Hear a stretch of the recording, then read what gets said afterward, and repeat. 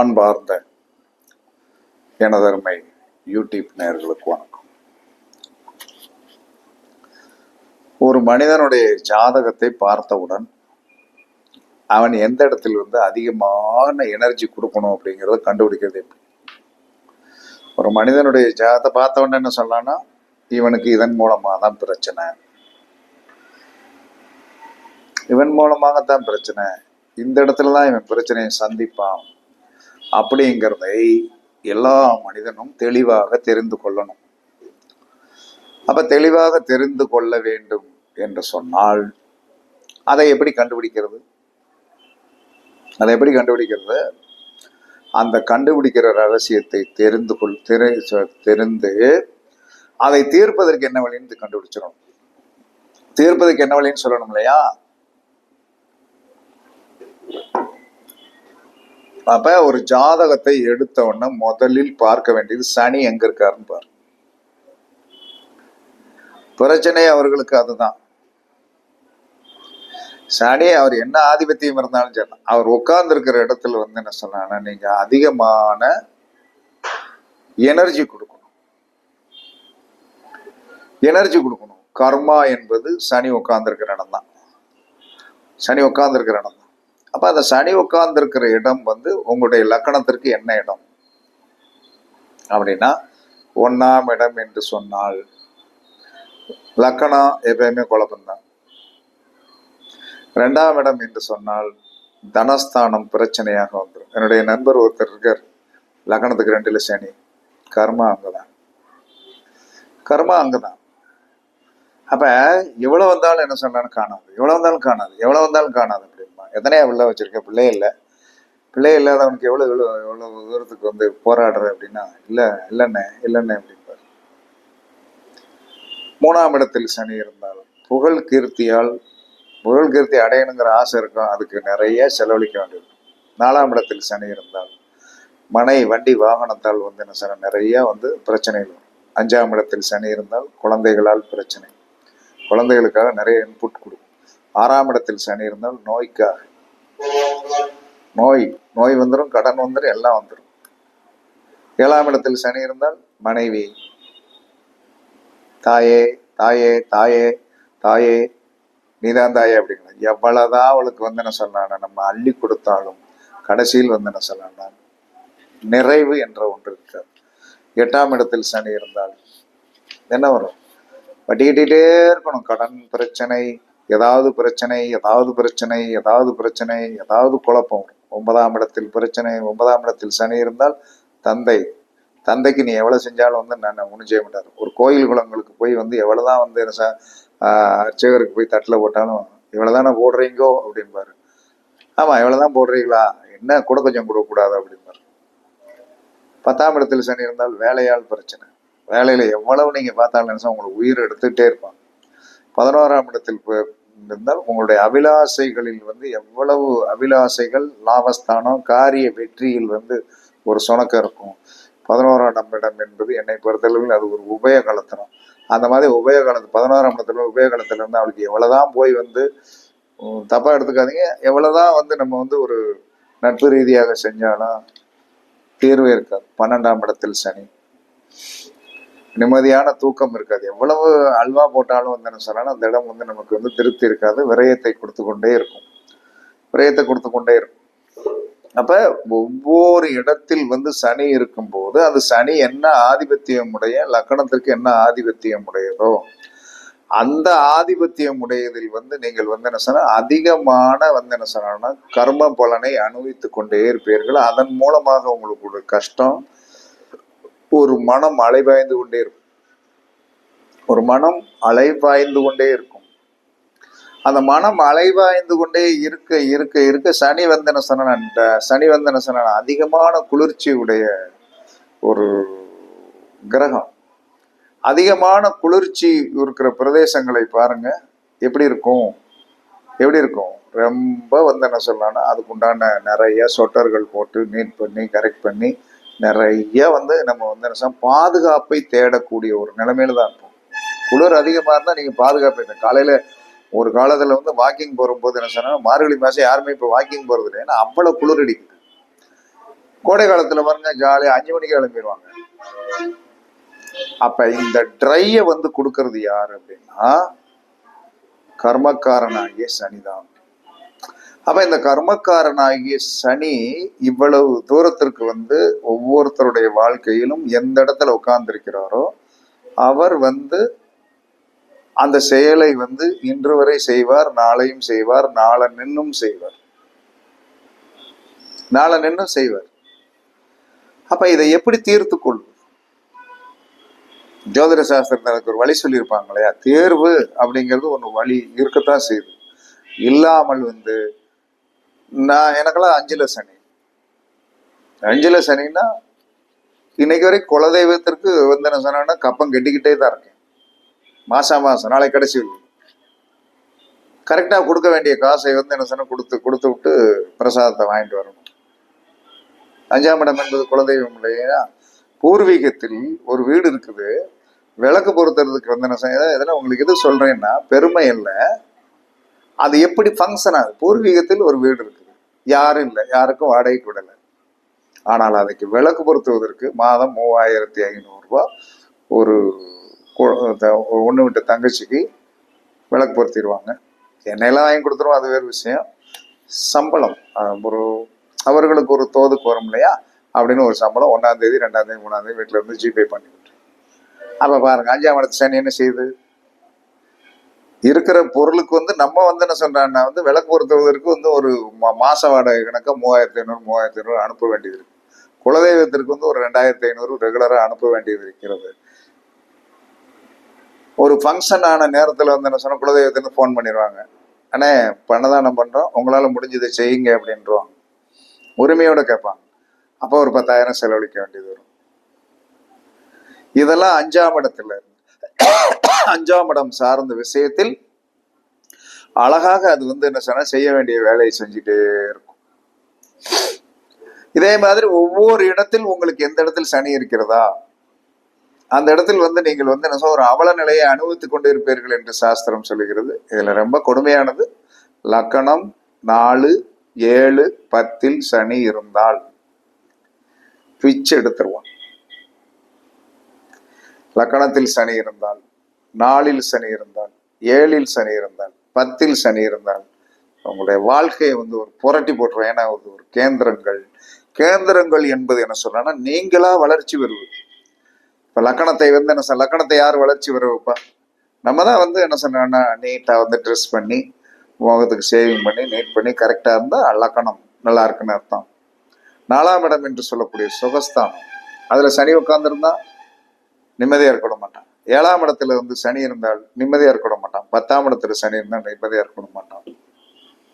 அப்ப இது கொடூரமான கர்மா அப்படின்ட்டு, இது ஒரு கொடூரமான கர்மா, கொடூரமான கர்மா. அப்ப இதுல இருந்தெல்லாம் எப்படி தப்பிப்பதற்கு என்ன வழிகள் இருக்கிறது என்பதை ஆராய்ந்து பார்க்கின்ற பொழுது, லக்கணத்தில் சனி இருந்தால் மனைவி வந்த பிறகு அந்த சனியை கட்டுப்படுத்தி விடலாம். உறுதியா கட்டுப்படுத்தி விட. எப்படின்னா லக்கணத்துல சனி இருக்குது, அந்த லக்கணத்துல இருக்கிற சனிக்கு வந்து தீர்வு என்பது யாரு? 7ஆம் இடம் தான். அந்த 7ஆம் இடத்தை நீங்கள் அன்பாகவும் அரவணைப்பாகவும் நமக்கு கிடைத்த வந்து ஒரு பொக்கிஷம் கணக்கா நீங்க வந்து பாதுகாத்தீங்கன்னா, பொக்கிஷம் கணக்கா பாதுகாத்தீங்கன்னா அந்த அம்மா வந்து என்ன சொல்றான்னா வந்து லக்கணத்துல இருக்கிற சனியை வந்து நச்சு எடுத்துரும், உங்களுக்கு பாதிப்பு வராது.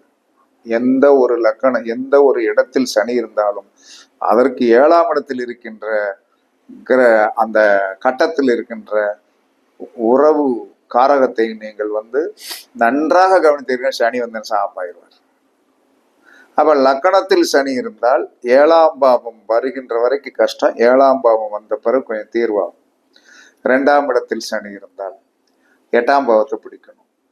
நோயாளி நோயுற்றவன், நோயுற்று வந்து நொம்பளத்தில் இருக்கிறவனுக்கு மாசம் அவன் ஒரு நோயாளி ஆயிட்டான், அவன் ஒரு நோயாளி அப்படிங்கிறது தெரிஞ்சு வச்சு அவனுக்கு உதவி. 8ஆம் இடம் என்பது நோய், தீராத நோய்.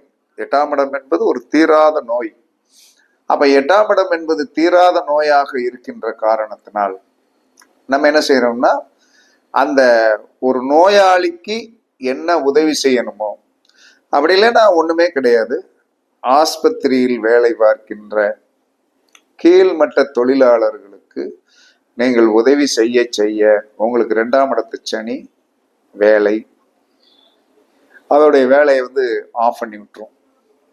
8ஆம் இடம் என்பது ஆம்புலன்ஸ் டிரைவருங்க. 8ஆம் இடம் என்பது உயின்னு அடிச்சுட்டு வருவாங்க. ஆம்புலன்ஸ் டிரைவருக்கு தம்பி மாசம் மாசம் அவனுக்கு என்ன செலவுக்கு வேணுமோ அவனுக்கு வந்து ரீசார்ஜ் பண்ணி விடலாம்.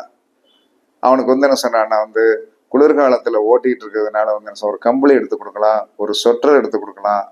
அப்ப 2ஆம் இடத்தில் இருக்கின்ற சனியை 8ஆம் இடம் என்று சொல்லக்கூடிய ஆபத்தில் உதவி பண்ணுகின்ற தொழில் பார்த்துக்கிட்டு இருக்கிறவங்க, ஆம்புலன்ஸ் டிரைவர், பிரசவ வார்டில் வேலை பார்க்குற, பிரசவ வார்டில் வேலை பார்க்குற அந்த ஸ்வீப்பர்களுக்கெல்லாம் நீங்கள் உதவி செய்து பாருங்கள். உங்களுடைய கர்மா 2ஆம் இடத்தில் இருக்கிற கர்மா சரியா போயிடும். 3ஆம் இடத்தில் சனி, 3ஆம் இடத்தில் சனி இருந்தால் உங்களை வளர விடாது. அப்ப 3ஆம் இடத்து சனி என்ன செய்யணும்? 9ஆம் இடத்தை வச்சு என்ன சொல்லலாம், சரி பண்ணிடணும். அப்ப 9ஆம் இடம் என்று சொல்லக்கூடிய கோயில்களுக்கும் தகப்பனாருக்கும் 9ஆம் இடம் என்று சொல்லக்கூடிய கோயிலுக்கு ஏதாவது வந்து ஒரு தர்மம், ஏதாவது வந்து என்ன சொல்லலாம்னா வந்து ஒரு விஷயத்தை வந்து நீங்கள் வந்து ஒரு கோவிலோ ஒரு ஜீவசமய கோவில் அப்படின்னு சொல்லி வந்துருச்சுனாலே அந்த கோவிலுக்கு மாதா மாதம் நீங்கள் வந்து என்ன சொல்லலாம்னா வந்து உங்களுடைய பங்களிப்பை செலுத்தினீர்கள் என்று சொன்னால் 3ஆம் பாவத்தில் இருக்கின்ற சனி என்ன செய்வாரு? உங்களை வந்து வளர்ச்சி பாதை கொண்டு வந்துருவார். 4ஆம் இடத்தில் சனி, 10ஆம் பாவத்தை கவனிங்க. 10ஆம் பாவம் என்பது என்னது? கர்மஸ்தானம். அப்ப சுடுகாட்டில் வேலை பார்க்கின்ற வெட்டியானுக்கு உதவி செய்யுங்கள். 4ஆம் பாவத்தில் சனி இருந்தால் 10ஆம் பாவத்தில் 10ஆம் பாவம் என்பது கர்மஸ்தானம், அது சுடுகாடு. சுடுகாட்டில் வேலை பார்க்கின்ற வெட்டியானுக்கு நீங்கள் உதவி செய்யுங்கள். 5ஆம் பாவம், 5ஆம் பாவத்தில் சனி இருந்தால் 11ஆம் பாவம் என்று சொல்லக்கூடிய லாபஸ்தானம், உபயகலத்திரம். உபயகலத்திரம் என்பதை விட உபயகலத்திரம் என்பது அது வேறு விதமான ஒரு அமைப்பு. அல்லது உங்களுக்கு மூத்தோருக்கு யாராவது உங்களோட ஒரு வயதில் மூத்த ஒரு நபருக்கு உங்களோட வயசுல 2 வயசுக்கு ஒண்ணு அண்ணே வணக்கம், நல்லா இருக்கீங்களா, என்ன பண்றீங்கண்ணே அப்படின்னு சொல்லி இந்தாங்க அவர் ஏதோ ஒரு உடம்பு சரியில்லை, ஏதோ ஒரு சின்ன இது இல்லை சின்ன ஒரு அன்பளிப்பு இந்த மாதிரி கொடுத்துட்டு வாங்க. என்ன நடக்கும்? 5ஆம் பாவத்தில் இருக்கின்ற கர்மா 11ஆம் பாவத்தால் தீர்க்கப்படும்.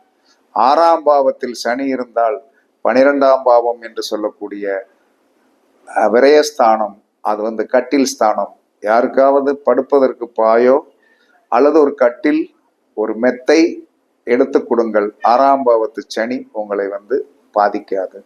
7ஆம் பாவத்தில் சனி, 7ஆம் பாவத்தில் ஒருத்தருக்கு சனி இருக்குதா, ரைட்டு. அப்ப யார் 7ஆம் பாவத்துல சனி இருக்கிறதுனால அப்ப யார் லக்னத்தை தான் பிடிக்கணும். ஒரு நமக்கே 7ஆம் பாவத்துக்குள்ள சனி இருக்குதுன்னா லக்னம்னா யாரு? நம்மளுடைய கணவரை வருவார் அல்ல மனைவிக்கு ஏதாவது வந்து கிஃப்ட் பொருள் எல்லாம் எடுத்துட்டே கொடுத்துட்டே இருக்கும். 7ஆம் பாவத்துல யாருக்கு சனி இருந்தாலும் அது வந்து நமக்கு வந்து என்ன சொல்லலாம்னா வந்து நாம் லக்னமாக மாறிவிடுவோம். 7ஆம் பாவம் என்பது மனைவி, நண்பர். அப்பங்கும்போது நம்ம இப்படி எடுத்துக்கணும். 7ஆம் பாவத்தில் சனி இருந்தால் அது யாரை பாதிக்கும்? நமக்கு 7ஆம் பாவத்தில் சனி இருந்தால் வந்து என்ன சொல்லலாம்னா வந்து மனைவியை பாதிக்கும். அந்த மனைவி வந்த பிறகு என்ன செய்யணும்னா அவங்க நமக்கு ஏதாவது கிஃப்ட் எடுத்து கொடுக்க நம்முடைய மனம் வந்து சந்தோஷப்படும். சந்தோஷத்தினால் அந்த 7ஆம் இடத்தில் சனி வந்துடும். 8ஆம் இடத்தில் சனி இருந்தால், 8ஆம் இடத்துல போய் ஒரு மனிதனுக்கு சனி இருந்தால் தன குடும்ப ஸ்தானம் என்று சொல்லக்கூடிய ஒரு வீட்டில் வந்து ஒரு குடும்பம் கஷ்டப்படுகிறது, அந்த குடும்பத்திற்கு 2ஆம் பாவம் என்று சொல்லக்கூடிய ஆறுதலை சொல்லி, வாயால் ஆறுதல் சொல்லி இந்தாங்க செலவுக்கு வச்சுக்கிடுங்க, நீங்க வந்து கவலைப்படாதீங்க அப்படிங்கிற மாதிரி இருக்கணும். 9ஆம் பாவத்தில் சனி இருந்தால் 3ஆம் பாவத்துக்கு உண்டான இளைய சகோதர ஸ்தானத்திற்கோ இளைய சகோதர ஸ்தான உறவு முறைகளை ஒன்றை உருவாக்கி கொண்டு அவர்களுக்கு உதவி செய்யுங்கள். 10ஆம் பாவத்தில் வந்து சனி இருந்தால் 4ஆம் பாவம் என்று சொல்லக்கூடிய வாகனம் வாங்க போறவன், நிலம் வாங்குறவன், தாய், இவர்களுக்கெல்லாம் என்ன சொல்லணும், ஒரு உதவி, தாய்க்கு உதவி. தாய் இல்லைன்னா தாய் போன்ற ஒரு அம்மாவுக்கு உதவி. ஒருத்தன் வண்டி வாகனம் வாங்க போறான், அட்வான்ஸ் கொடுக்க போறேனே, வாங்க நல்ல வண்டியை பார்த்து சொல்லுங்கன்னா வாப்பா போவோம் அப்படின்னு சேர்ந்தா இதுக்கு செலவுக்கு வச்சுக்க, இதை வந்து என்ன சார் நீட் பண்ணிக்க அப்படின்னு சொல்லிட்டு நம்மளால் முடிந்த உதவியை செய்யணும். 10ஆம் பாவத்தில் சனி இருந்தால் 11ஆம் பாவத்தில் சனி இருந்தால் பெற்ற குழந்தைக்கு வந்து தலை குழந்தைக்கு வந்து என்ன சொல்லணும், என்ன செய்யணும், அது கேட்டதெல்லாம் வாங்கி கொடுங்க, கர்மா சரியா போயிடும். 12ஆம் பாவத்தில் சனி இருந்தால் கடன்காரனுக்கு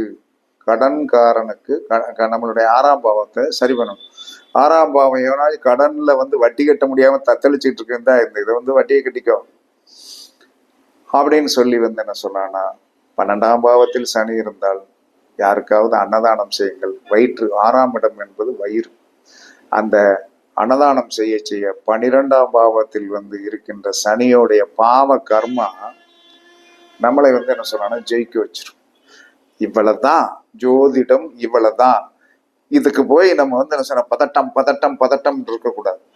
ஏன்னா இதெல்லாம் வந்து என்ன சொன்னா, நான் 5ஆம் பாவத்தில் எனக்கு சனி எப்படி வந்து அதை செயல்படுத்தி வந்து அந்த 5ஆம் பாவத்தால் ஒரு கஷ்டம் வரும்போதெல்லாம் வந்து என்ன சொல்லனா, நான் வந்து 11ஆம் பாவத்தை இயக்க ஆரம்பிச்சிருவேன். அது தப்பா ஏற்கிறேன் ரைட்டா ஏற்கிறேன்லாம் அந்த நேரத்துல கண்ணெல்லாம் தெரியாது. நமக்கு காரிய வெற்றி ஆகணும், அவ்வளவுதான். அப்படி செய்யும் போது 5ஆம் பாவத்தில் இருக்கிற அந்த கர்ம சனி நம்மளை பாதிக்காது. இதுதான் ஜோதிடத்துடைய சித்திரமே இதுதான். சித்திரம்னா என்னது, உருவம் அப்படிங்கிறது அர்த்தம். இதெல்லாம் நீங்கள் பரிசித்து பாருங்கள். சனி இருக்கின்ற இடத்திற்கு 7ஆம் இடத்தை வந்து நீங்கள் வந்து என்ன சொல்லனா உதவிகரமாகவும் அன்பாகவும் பொருள் உதவியும் அந்த உறவை வந்து வளர்க்க வளர்க்க வளர்க்க வளர்க்க நீங்கள் வெற்றி பெற்று விடுவீர்கள். எம்பெருமான் சனி பகவான் எப்பயுமே அன்புக்கு கட்டுப்பட்டவர். உதவி செய்பவரை பார்த்து வந்து என்ன சொன்னா கொஞ்சம் வந்து என்ன சொன்னா மதிக்கக்கூடியவர். உண்மையாகவே இதெல்லாம் அனுபவத்தில் கண்ட உண்மைகள் என்று கூறி பரிசித்து பாருங்கள். சனியை பற்றி இனிமேல் கவலைப்படாதீர்கள் என்று கூறி உங்களிடமிருந்து விடைபெறுவது சிப்பிப்பாறை ஜோதிடர் சாதிராகவன் ஜெயபாலாஜி. சுகமே சூழ்க, சுகமே சூழ்க. வாழ்க வளமுடன், வாழ்க வளமுடன். வணக்கம், வணக்கம், வணக்கம்.